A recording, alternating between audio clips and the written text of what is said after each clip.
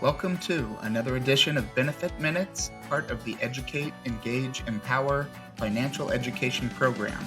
Through this program, Carpenter Funds Administrative Office is working together with Pensionmark Financial Group to help Norcal carpenters and their families better understand their benefits and finances.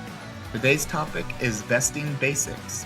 During this video, we will be discussing what vesting means and how to become vested in your Norcal Carpenters Pension. Your carpenter's pension is intended to help you gain financial security in retirement. It's a guaranteed source of retirement income, not subject to the gains and losses of the markets. The monthly pension check you receive in retirement is based on the number of work hours you put in over your career. A pension is different than other types of retirement benefits that you commonly see, including Carpenter Funds benefits like your annuity or 401k plan. Unlike those benefit plans, there is no account balance that may run out. Your pension plan provides a monthly check that you will receive for life. Your pension will always be there for you when you're retired.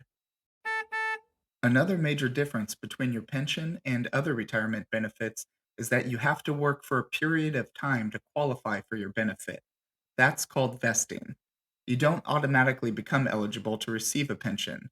During your career journey, you will accumulate hours, and eventually those hours will help you reach milestones that impact your pension benefits. The first and most critical milestone is vesting. It's important to understand just what vesting is and what vesting means for you as a NorCal carpenter. Simply put, vesting is fulfilling the work requirements to qualify for your pension. While all carpenter benefits are subject to eligibility rules, the concept of vesting over time applies only to your pension plan. Achieving vesting status means you are guaranteed a lifetime pension. You might be asking, why do I have to become vested? Why isn't my pension guaranteed right from the start of my career? Your pension is a valuable benefit. If you live a long life, it's quite possible you could receive a pension for 20 years or more. Your pension is intended to be earned as a lifetime reward for your hard work. To become vested and eligible for pension benefits, you generally must have at least 5 years of vesting credit or 5 full eligibility credits without a break in service. Don't worry, we'll explain what all that means. For now, just understand that 5 credits is an important milestone. We should note that Carpenter Funds pension rules have changed over the years, so NorCal carpenters that last worked prior to 1999 have different vesting rules. Becoming vested is an important milestone that should be celebrated. We mentioned you need 5 credits to become vested. Well, those credits can be earned 2 separate ways, either through vesting credit or through eligibility credit. Year by year, you fill up your vesting tanks by adding credits. Vesting credit is gained by working at least 870 hours in a year. There is no partial credit if you work fewer than 870 hours. So you either earn a full vesting credit or no vesting credit for that calendar year. Eligibility credit works differently. To achieve a full eligibility credit requires more hours, at least 1,200, but you can receive partial credit as long as you work at least 300 hours in a year. Every additional 100 hours gives you an extra 1/12 of an eligibility credit. Whichever way you fill up first, once you reach 5 credits without a permanent break in service, you will become vested.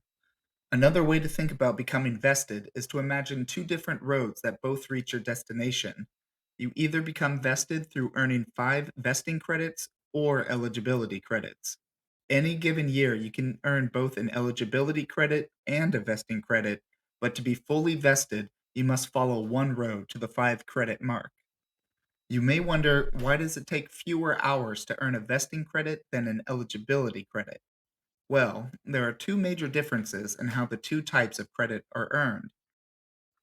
First, as we mentioned before, to earn a vesting credit, you must work 870 hours in a single year.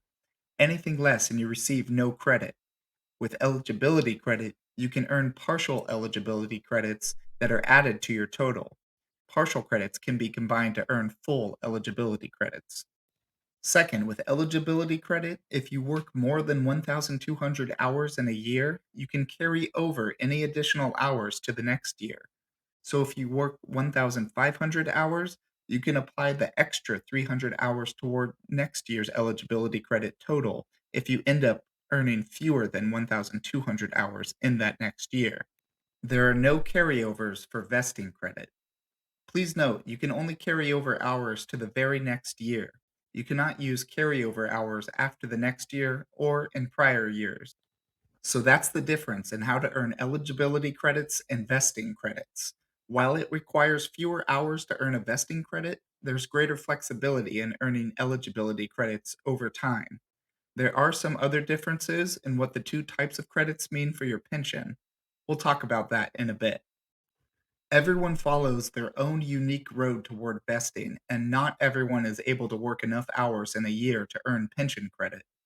Let's look at three different carpenters' progress in a recent calendar year to see how they made progress toward becoming vested. Sarah worked 1,051 hours last year. How many vesting credits does she get, and how many eligibility credits? Well, she worked more than 870 hours, so she earned one vesting credit. Since she worked fewer than 1,200 hours, she gets only partial eligibility credit, 10/12ths of a credit. John worked 720 hours last year. Since he didn't work at least 870 hours, he receives no vesting credit, but he will receive 7/12ths of eligibility credit. Oscar worked only 250 hours last year. Since he didn't work at least 300 hours, he receives no vesting credit or eligibility credit. He'll have to work at least 300 hours next year to earn credit towards his pension. We've shown you how Sarah, John, and Oscar earned pension credits over a single year. Through their career, every year of hard work can earn additional credits toward their pension, bringing them closer to earning 5 vesting or eligibility credits and becoming vested. Life can get complicated, and a carpenter's career can become interrupted for many reasons. Vesting eligibility is earned through consistent work over a few years. But what happens if you have a break in service? First, let's define exactly what a break in service means. A 1 year break in service is any year in which you are credited with fewer than 300 hours in covered employment.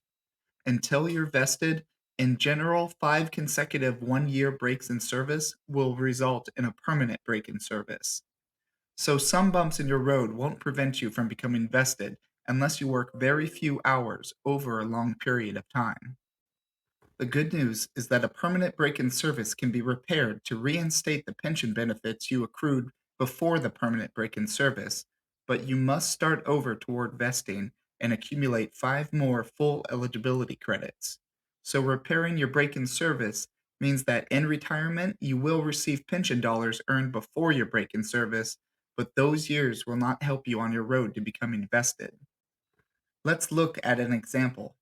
Mike worked hard for 4 years, and each year he earned both a vesting credit and an eligibility credit. Years 5 through 9, Mike didn't work as a carpenter at all, so he had 5 consecutive 1 year breaks in service. That means he had a permanent break in service.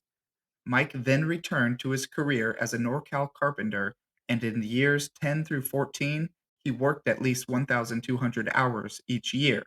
He becomes vested. Not only is he now vested, but the pension benefits he earned during his first 4 years are restored, and he now has 9 full eligibility credits. His pension is repaired. Becoming vested is a critically important milestone. There are other milestones you can reach along your career journey that give you options and flexibility in retirement. In general, as you accumulate more vesting years or credits, more retirement options open up to you.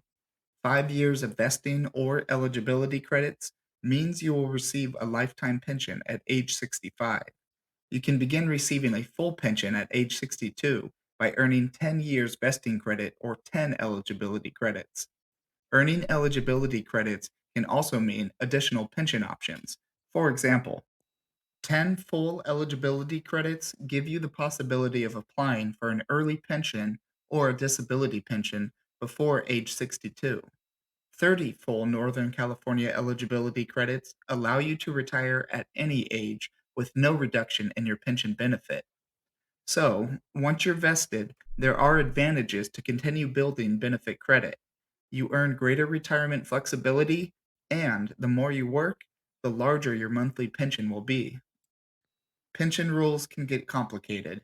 If you have questions about anything we talked about here, like how to avoid or repair a permanent break in service, which pension options are available only through eligibility credits, how can pension benefit credit and eligibility credit work for you, or even more complex things like how pension rules have changed over the years and how it impacts you, the fund office is here to help.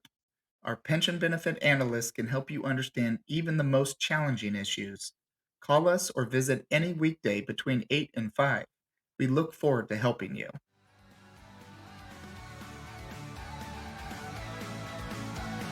This has been another edition of Benefit Minutes, brought to you by Carpenter Funds Administrative Office with Pensionmark Financial Group as part of our Educate, Engage, Empower financial education program. Make sure you check out all the resources in the toolbox at our website, and thank you for watching.